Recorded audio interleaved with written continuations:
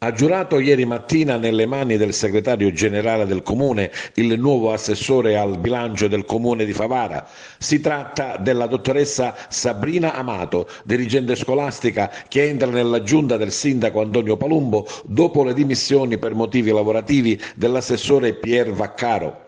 La nomina del nuovo assessore avviene in seno al movimento Favara per i beni comuni, una delle liste che ha appoggiato il sindaco Palumbo durante le elezioni. Laureata in giurisprudenza all'Università di Palermo con specializzazione post lauream in diritto delle regioni e degli enti locali, la dottoressa Sabrina Amato, dopo il conseguimento dell'abilitazione forense, ha svolto la professione di avvocato con rapporto di collaborazione con uno studio legale specializzato in diritto amministrativo.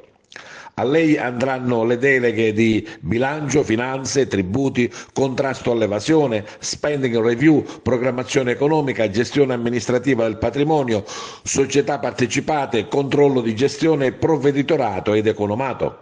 Il sindaco Antonio Palumbo, durante la cerimonia di insediamento, ha espresso il suo ringraziamento nei confronti di Pier Vaccaro, che in questi anni, ha sottolineato Palumbo, è stato un elemento prezioso della sua giunta e grazie al suo lavoro il comune di Favara è uscito dal dissesto finanziario e a breve riacquisterà la regolarità dei bilanci tanto attesa e cercata. Auguri di buon lavoro sono andati al neo assessore.